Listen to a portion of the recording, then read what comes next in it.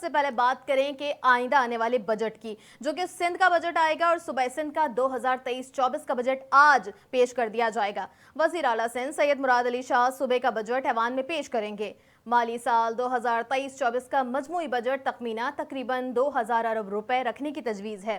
بتاتے چلیں کہ ذرائع نے بتایا ہے کہ مجموعی صوبائی ترقیاتی بجٹ 410 ارب روپے رکھے جانے کی تجویز دی گئی ہے۔ صوبے کے بجٹ میں سرکاری ملازمین کی تنخواہوں میں 15 تا 20% اضافہ متوقع ہے۔ وفاقی پی ایس ڈی پی میں صوبے کے لیے 12 ارب روپے سے زائد تخمینہ لگایا گیا ہے، جبکہ غیر ملکی فنڈنگ سے چلنے والے منصوبوں کا بجٹ تخمینہ 266 ارب روپے سے بھی زائد کی تجویز کی گئی ہے۔ نئے اور جاری ترقیاتی اسکیموں کے لیے 380 ارب روپے سے زائد مختص کرنے کی تجویز ہے، جبکہ 7193 نئی اسکیمز کے لیے آئندہ مالی سال میں 88 ارب روپے مختص کرنے کی تجویز کی گئی ہے۔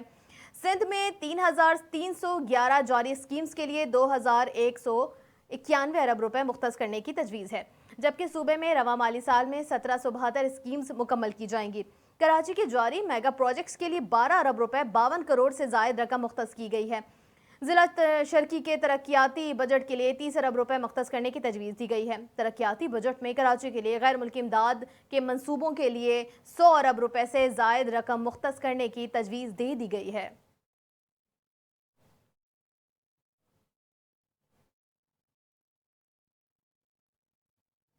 اسی حوالے سے مزید آپ کو بتائیں کہ وزیر خزانہ اسحاق ڈار کا کہنا ہے کہ پاکستان ڈیفالٹ نہیں کرے گا، لہٰذا ری امیجننگ کرنے والے پاکستان کو ڈرانا بند کریں۔ وزیر خزانہ اسحاق ڈار نے کہا کہ ہم نے 4 ارب ڈالر فائنینسنگ کا بندوبست کر لیا تھا۔ آئی ایم ایف مزید 2 ارب ڈالر کی فائنینسنگ کا بندوبست کرنے کا کہہ رہا ہے۔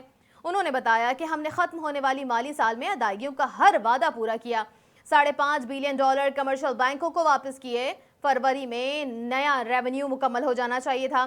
وزیر خزانہ اسحاق ڈار نے کہا کہ پاکستان ڈیفالٹ نہیں کرے گا، ری امیجننگ والے پاکستان کو ڈرانا بند کر دیں۔ ٹیکس وصولیوں کا ہدف 7200 ارب روپے سے بڑھا کر 9200 ارب کر دیا گیا ہے، یہ ہدف حاصل کر لیں گے۔ آئی ایم ایف نے بھی اسے چیلنج نہیں کیا ہے۔ ان کا مزید کہنا تھا کہ پیٹرولیم مصنوعات پر لیوی کو عوام پر بوجھ پڑا ہے، اسے مزید بڑھانے کا ارادہ نہیں کرتے ہیں۔ اسحاق ڈار نے مزید کہا کہ دوست ممالک سے ہم ابھی سے کوئی قرض ری اسٹرکچر کرنے کے لیے بات کرنے کے مرحلے میں ہیں۔ ہم ان کے مکمل پیسے واپس کریں گے، مگر قرض واپسی کا دورانیہ بڑھانے پر مذاکرات بھی کریں گے۔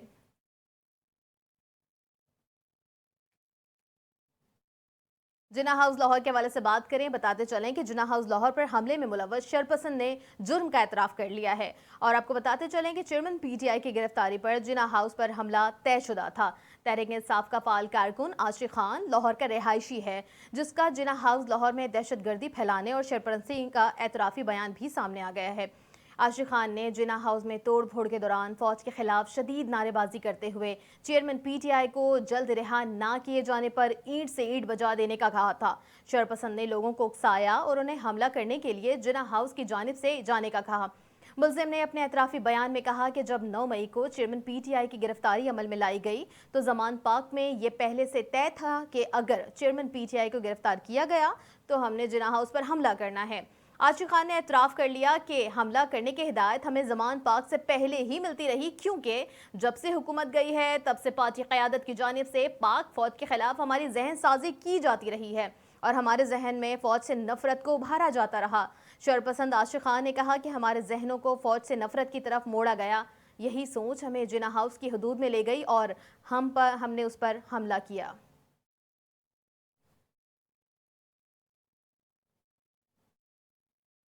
اور مزید بتائیں کہ وزیر خزانہ اسحاق ڈار نے قومی اسمبلی کے اجلاس میں مالی سال 2023-24 کے لیے 14,460 ارب روپے کا بجٹ پیش کر دیا۔ آدھا بجٹ قرضوں پر سود دینے میں خرچ ہوگا۔ مالی ہزار 2023-24 کے بجٹ کے مطابق آمدنی 12,163 ارب روپے ہے اور خرچہ 14,460 ارب روپے ہے۔ اس طرح قرضوں پر سود ادا کرنے میں 7,303 ارب روپے یعنی آدھا بجٹ خرچ ہو جائے گا۔ بجٹ کا دفاع کے لیے 1,804 ارب روپے مختص کیے گئے ہیں۔ صوبوں کو 1,464 ارب روپے کی رقم ٹرانسفر کی جائے گی۔ بجٹ میں پینشن پر 761 ارب روپے خرچ ہو جائیں گے۔ وفاقی حکومت کے سالانہ ترقیاتی پروگرام کے لیے 950 ارب روپے کی رقم مختص کی گئی ہے۔ بیرون ملک سے 2527 ارب روپے ملنے کی توقع ہے، جبکہ قومی بجٹ اسکیموں اور دیگر نان بینکنگ ذرائع سے 1906 ارب روپے حاصل کیے جائیں گے۔ मुल्की बैंकों से 3,124 अरब रुपए कर्जा लिया जाएगा। कौमी इदारों की निजकारी अगले साल भी तातुल का शिकार रहेगी। इससे आमदनी का हदफ सिर्फ 15 अरब रुपए रखा गया है।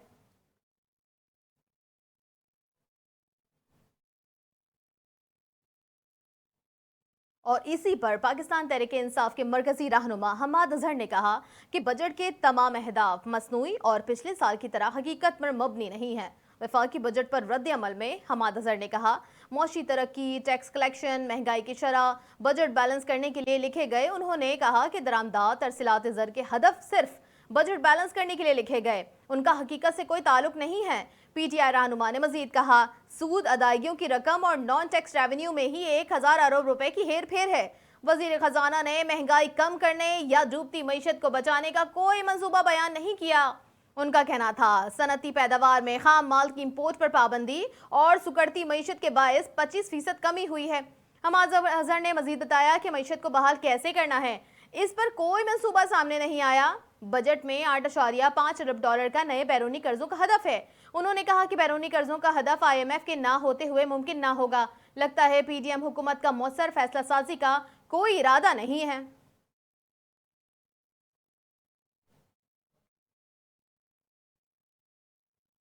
और पाकिस्तान तहरीक इंसाफ के वाइस चेयरमैन शाह महमूद कुरैशी की चेयरमैन PTI से दोबारा मुलाकात हुई है। जराये के मुताबिक मुलाकात में सियासी सूरत हाल और जेलों में कैद कारकुनों की रिहाई के लिए इक़दामात पर तबादले ख्याल भी किया गया है। ख्याल रहे कि मंगल की शाम जेल से रिहा होने के बाद शाह महमूद कुरैशी ने चेयरमैन PTI से मुलाकात की थी, जिसके हवाले से खबरें आई थीं। ये मुलाकात तलखी पर इख्तिताम पजीर हुई थी।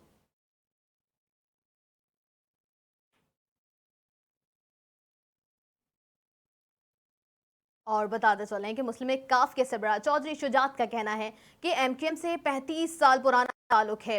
कराची की आपको बताते चले बेहतरी के लिए तमाम सियासी जमातों को किरदार अदा करना चाहिए, ऐसा उन्होंने कहा है। जबकि लाहौर में MKM के कन्वेनियर खालिद मकबूल सिद्दीकी के वक्त के हमरा काफिले के सरबराह चौधरी शुजात से मुलाकात में उनकी खैरियत दरियाफ्त की और मुल्की सियासी सूरत हाल पर तबादला ख्याल किया। इस मौके पर चौधरी शुजात हुसैन का कहना था कि MKM से ताल्लुक कायम व दायम है। उन्होंने कहा कि दोनों पार्टियां मिलकर मसाइल हल करने के लिए कोशा रही हैं। चौधरी शुजात का कहना था कि कराची की मुल्की मईशत रीढ़ की हड्डी है, इसकी बेहतरी के लिए सबको अपना किरदार अदा करना चाहिए। दोनों रहनुमाओं के दरमियान मुलाकात के मौके पर चौधरी शुजात, शाफे हुसैन भी मौजूद थे।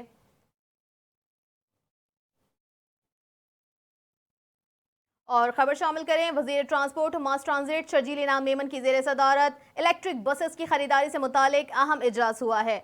इजलास में secretary transport Saleem Rajput, MD Sindh mass transit authority Kamal Dev, Chinese company के नुमाइंदे चार्ल्स काउ, असद मुजफ्फर और दीगर शरीक हुए। चाइनीज कंपनी की जानिब से चार्ल्स काउ इलेक्ट्रिक बसेस के हवाले से इजलास को ब्रीफिंग दी गई। वजीर ट्रांसपोर्ट शर्जील इनाम मेमन ने इलेक्ट्रिक बसेस और चार्जेस की फराहमी और खुसूसियात के हवाले से मालूमात हासिल की। शर्जील इनाम मेमन ने कहा कि चाइनीज कंपनी अगर सिंध में प्लांट लगाना चाहती है तो सिंध हुकूमत हर किस्म की मदद फराहम करेगी। प्लांट का क़याम खुशाइंद होगा। हुकूमत सिंध कंपनी से इलेक्ट्रिक बसेस भी खरीदेगी। हुकूमत सिंध सरमायाकारों की हर किस्म की मदद करेगी। जबकि शर्जील इनाम मेमन ने मजीद कहा कि मुख्तलिफ मामलात में सब्सिडी भी फराहम की जाएगी। इलेक्ट्रिक बसेस की खरीदारी के हवाले से रोजाना की बुनियाद पर काम भी किया जाएगा। सिंध हुकूमत सूबे भर में इलेक्ट्रिक बसेस और इलेक्ट्रिक टैक्सीज की सर्विस शुरू करना चाहती है।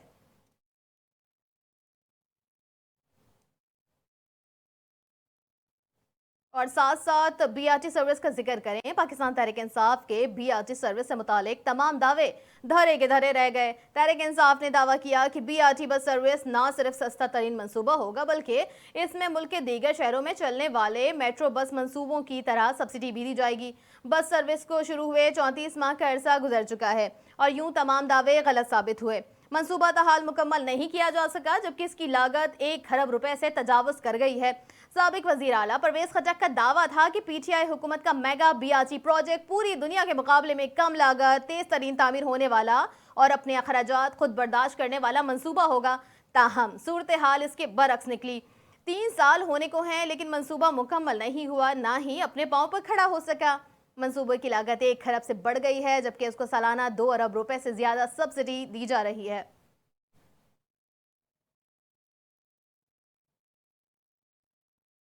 और अब खबर शामिल करेंगे ग़िलाफ़े काबा के हवाले से। हज से कबल ग़िलाफ़े काबा को 3 मीटर ऊपर उठा दिया गया है। हरमैन शरीफैन के उमूर की निगरान वजारत के मुताबिक ग़िलाफ़े काबा को नीचे से 3 मीटर ऊपर उठाने के बाद चारों तरफ से सफ़ेद काटन के कपड़े से ढांप दिया गया है, जिसे एहराम कहा जाता है। ग़िलाफ़े काबा को ऊपर उठाने के लिए 50 से ज़ायद माहिरीन की टीमें हैं। इसके लिए खुसूसी सीढ़ी इस्तेमाल की जाती है। ग़िलाफ़े काबा, जिसे किस्वा कहा जाता है, को ऊपर उठाने का मकसद हज के दौरान रश के बायस इसे नुकसान से बचाना है। ग़िलाफ़े काबा उठाने के बाद की निगरानी हरमैन शरीफैन के डायरेक्टरेट के सरबराह डॉक्टर अब्दुल रहमान अल सदीस ने की।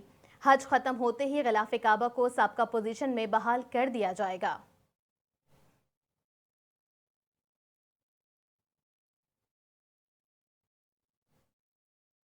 खेल की दुनिया से खबर शामिल करें। बताते चलें कि कौमी क्रिकेट टीम के साबिक कप्तान सलमान बट ने आईसीसी टेस्ट चैंपियनशिप के फाइनल में भारत की मुश्किलात में होने की बड़ी वजह टेस्ट क्रिकेट के बजाय लीग क्रिकेट को तरजीह देने का सबब करार दे दिया। मीडिया से बात करते हुए साबिक कप्तान सलमान बट ने कहा, इंडियन प्रीमियर लीग में 7 लोकल और 4 प्रोफेशनल खिलाड़ी खेलते हैं, जबकि टेस्ट क्रिकेट में 11 ही प्रोफेशनल्स होते हैं। इसलिए फाइनल में ऑस्ट्रेलिया के खिलाफ भारत मुश्किलात में है। अगर हम T20 का खिलाड़ी उठाकर टेस्ट में रख लें तो सिलेक्शन पर सवाल तो उठते हैं।